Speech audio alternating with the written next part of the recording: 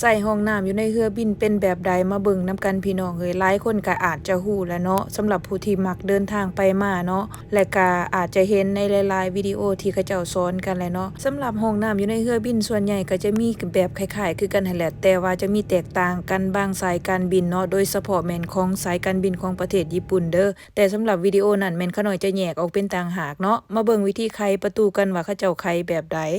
ขั้นตอนที่1วิธีไขห้องน้ำของเรือบินมันจะไขแบบสั่นเด้อ ต้องเอามืออยู่ในระหว่างกลางหั้นนะภาษาอังกฤษเพิ่นฮ้องว่า push เนาะภาษาลาวบ้านเฮาก็แม่นยู่หั่นแหละหลังจากที่เฮาเข้ามาแล้วก็ให้ล็อกก้อนไว้เนาะแล้วไฟมันจะเปิดแบบออโตเมติกดอกต้องอย่าลืมล็อกเด้อทุกคนถ้าแม่นว่าลืมล็อกแม่นคนอื่นเขาจะเข้าใจว่าบ่มีคนอยู่ในห้องน้ำสำหรับก๊อกน้ำอยู่ในเรือบินปิ่นไปทางขวาแม่นจะเป็นน้ำเย็นปิ่นไปทางซ้ายแม่นจะเป็นน้ำร้อนและวิธีการใส่ก็มีแต่ยู่ก๊อกหันลงและน้ำมันจะออกมาเนาะสำหรับเครื่องใช้อยู่ในห้องน้ำก็มีสบู่ล้างมือแล้วก็มีโลชั่น2อันนี่แม่นโลชั่นสำหรับทามือเด้อทุกคนสามารถใส่ได้เนาะและอันต่อมาก็จะมีจอกน้ำน้อยๆสำหรับล้างหน้าบ้วนปากตอนนั้นก็แม่นเจียเช็ดมือเนาะ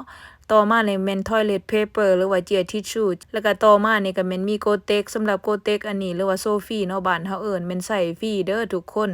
และอันนี้แม่นเจียสำหรับห้องบอนนั่งเวลานั่งหั่นนะเฮายันเปื้อนแล้วเฮาห้องก่อนแล้วเฮาจังนั่งหลังจากเฮาใส่ห้องน้ำแล้วก็เฮาก็มาพุชอยู่บอนนี้เนาะภาษาอังกฤษว่าพุชภาษาลาวเฮาก็แม่นอยู่หั่นแหละและมาเบิ่งวิธีการไขห้องน้ำว่าหลังจากที่เฮาแล้วเฮาก็แกะล็อกออกแล้วเฮาก็ดึงประตูหันเข้ามาหาเฮาเนาะแล้วประตูก็จะไขออกไปโอ้ลืมบอกทุกคนไปว่าสำหรับผู้ที่หาใส่เจียใส่หยังแล้วบ่ฮู้บอนทิ่มหันนะแม่นก็ลงทิ่มขี้เหงื่อแม่นอยู่บอนนี้เด้อพี่น้องเอ้ยใส่แล้วแม่นอยู่ลงนี่เท่านั้นแล้วก็ถือว่าแล้วเนาะง่ายๆแม่นบ่ทุกคนโอเคการสาธิตวิธีใส่ห้องน้ำอยู่ในเรือบินก็จะจบลงเพียงเท่านี้เด้อคนเว้าก็อยู่นี่คือเก่าหั่นแหละไป